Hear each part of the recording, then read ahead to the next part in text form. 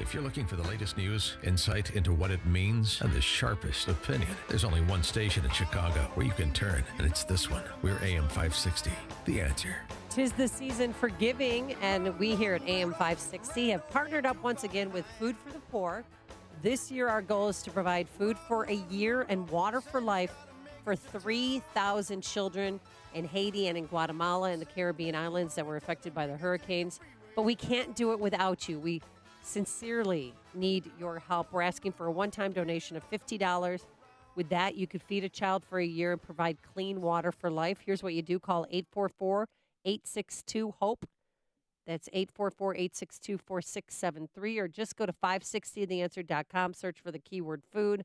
A great way, too, if you're in the marketing department for your company, why not become a business benefactor? With that, if you make a one-time donation of $2,500, it's tax deductible. All the money will go to Food for the Poor. And as a way of saying thank you, we will give you 40 one-minute commercials that will air right here on AM 560 Monday through Friday. To become a business benefactor, call our sales manager, Michael Mann. He's waiting for you to call. And if you have any questions, just call him 847-871-1527. That's 847-871-1527. All right. San Diego State University, Amy, they're the Aztecs. I believe they still are. I'll have to confer with Elizabeth Warren into whether that's not a racial slur or not. They offer a day-long workshop titled Journey to a Shared Humanity. You ready for this? What's going on college campuses? Day-long workshop, Journey to a Shared Humanity.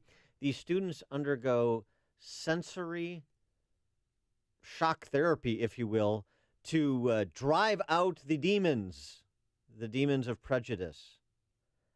So they're subjected to experiential indoctrination, like through little vignettes like this. Mom, are you watching the news? Yeah, they've been knocking on my door ever since the news was released. What are we gonna do? My teacher put me out of class today and told me to go home. They told me to call all my loved ones. What does that mean? Just stay home for now, Mija. Someone will come and get you. I don't want you to be scared, but I just need you to understand. Understand what, Mom? You may not be able to go back to school for a while. Eyes, open up! Mom, who was that? I have to go. Don't let them teach you to be scared of others that don't look or sound like you.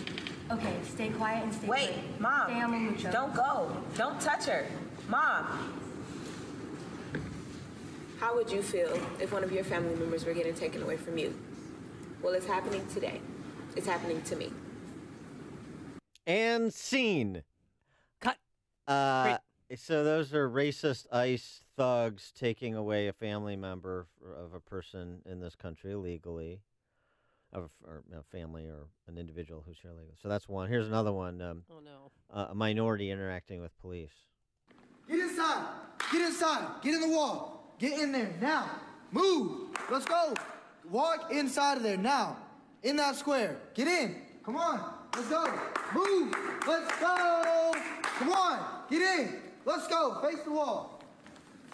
Face the wall. Don't look at me. First, they came from the Native Americans, but I'm not Native American, so I did not speak up. Then, they came for the Jews, but I'm not a Jew, so I did not speak up. Then, they came for the gays, but I'm not gay, so I did not speak up. Next, they came for the crippled, but I'm not crippled, so I did not speak up. Turn around. What do you see?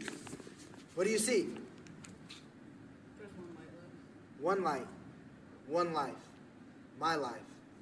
And when they came for me, there was no one else to speak up. Plagiarizing Martin Niemöller with respect to the Nazis.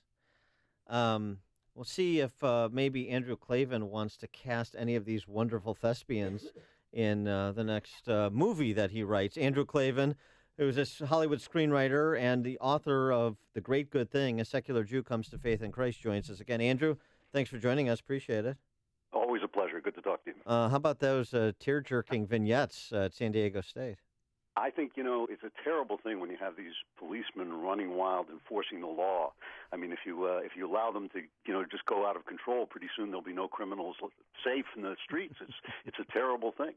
It is amazing. It is amazing to me that this is what they're teaching children in this freest of all countries. I mean, really, a country where you can say anything, virtually do anything, sleep with anybody, have any opinion you want. You can set the flag on fire and they can't arrest you. And this is the life they're living in their imaginations, this life of oppression, because of police officers enforcing the law that keeps them safe.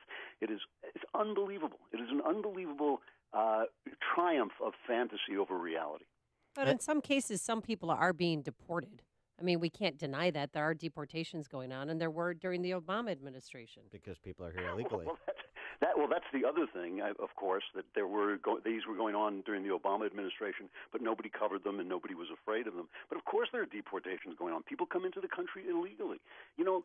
I don't understand. I'm happy to have all the immigrants that America needs come into the country, and all the qualified people come in, and all the decent people come in who we want to allow in. But on what planet does a country not have borders? On what planet does the rule of law not matter? I don't understand why, when Democrats and liberals talk about abortion, suddenly the law becomes sacred. There's Roe v. Wade. You can't do a thing about abortion. This is sacred. But suddenly, when you're talking about the borders, the rule of law doesn't matter at all. For me, the borders are completely a rule of law issue. If you don't like the laws, let's change the laws. If we have laws, let's enforce the law. And, yes, when you enforce the law, sad things happen. Sad things happen when people break the law and then have to face the consequences. If you want to change or liberalize the laws, go ahead. But do not say to us, to the rest of the country, oh, yeah, we have these laws, but it's wrong to enforce them. Because then you don't have a country anymore at all. Not just because you have no borders, but because you have no laws. And you don't have laws that people respect. If you're not going to respect the laws that you don't like, then why should I respect the laws that I don't like? I mean, is this a country of laws, or is it a country of people? I think it has to be a country of laws. And I just think teaching kids that they are living in this fantasy world of fear and oppression, when in fact they're living in this world of laxity and freedom, it's absurd. And identity politics is really complicated, it turns out, even for the most exuberant practitioners of it, like House Minority Leader Nancy Pelosi, who has a problem. She's got, quote-unquote, iconic John Conyers, an African-American, in a bit of a twist, but we're supposed to believe the women accusers as a matter of course, and then rally to their defense. So what to do when gender runs into race if you're Nancy Pelosi? It really is true. When you live life by identity politics, when you live by identity politics, you die by identity politics, because it's a kind of politics that makes no sense. I do have to say, with this sexual harassment, I don't know. Somebody called it the scandalopolis apocalypse yesterday, and it is kind of this amazing thing going on. This is the first time. Every man knows that he has untoward thoughts and untoward desires and things that he might be a little ashamed of, might keep to himself. These guys make me feel like a good person. I mean, I have to say, like when I hear Cokie Roberts, the reporter, say that every woman in the press pool knew that she couldn't get into an elevator with John Conyers, who behaves like that? Who attacks women in the elevator? I mean, criminals do that. And who didn't tell? What kind of a reporter doesn't report that? Why did you know? Why did a reporter, a journalist, know that and we didn't know? How is that possible? How is it possible that nobody knew that Matt Lauer was pressing a button under his desk like some kind of Bond villain and locking women in his room, in his office, and apparently actually assaulting them? How can we believe NBC when they tell us, oh, nobody in our management knew that? Who installed the button? Yeah, right. They knew, but then you have Garrison Keillor, who in his 50-year career, one woman, and it was just one woman who he said that he was friends with, who he's trying to console after something, she had some trauma happen in her life, and she accuses him of inappropriate touching, and he was just touching her back. I think that's a terrible thing when, because of the, as I keep telling people, in a witch hunt, there are real witches. Now, we don't believe in witches anymore, but in the old days they did. And so when there was a witch hunt, some of the people who got arrested were actual witches according to their world. just like now, some of the people many of the people who are being busted seem to be just awful, awful people doing terrible things. But in that hunt and in that roundup are people who've done, very typical, very, I don't know, maybe untoward things a little bit, but not criminal things. And I think it's wrong to include those. I think when you include everybody, you basically degrade charges like rape and assault. When you say, oh, this person raped somebody and this person asked somebody for a date, and I'm putting those guys on the same list, it makes the rape unimportant. And I think, with everything, the press is just like a wild animal. Once you let it go, it just goes after everything. But just like almost every moral questions, there are shades of gray and things that we as the public have to kind of parse and go through. It's a terrible thing to ruin a person's career or his reputation over, a charge that hasn't been proved, and especially a charge like that. Who knows?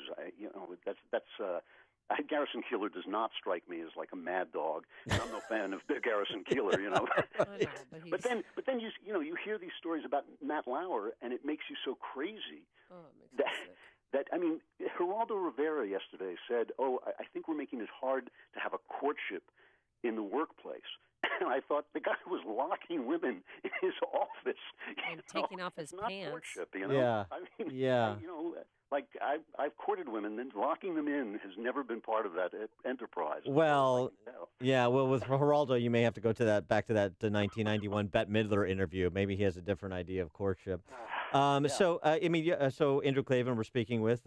You're a successful Hollywood screenwriter. So.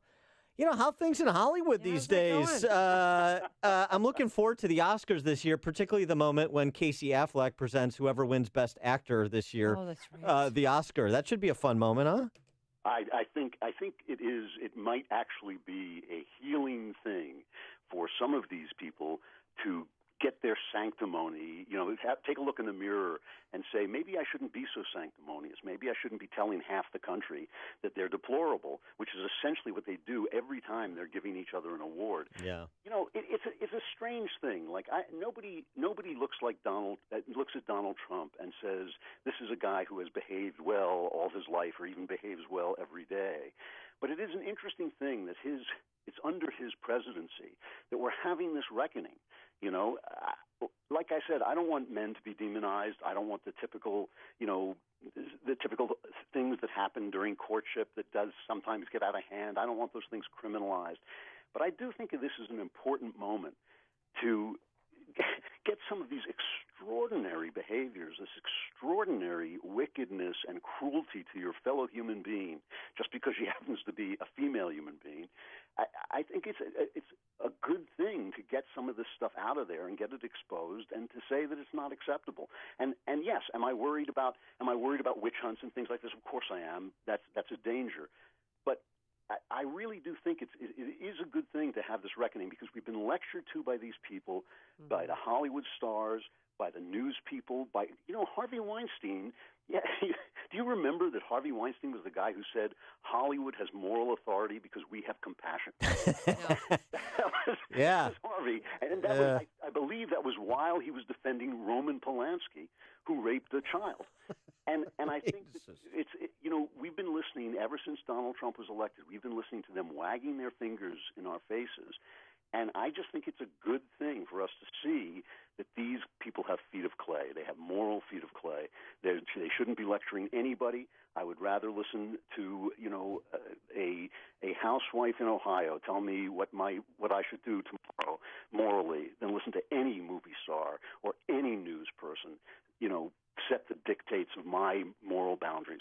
I think the normal people of this country, as we've seen in the hurricanes that hit, as we've seen when disaster strikes, when mass shootings take place, the normal, everyday people of this country are so much more elevated morally than the people who are supposed to be our moral betters, that if there is nothing this year has taught us, it is that the average American is more equipped to speak about morality than the elite.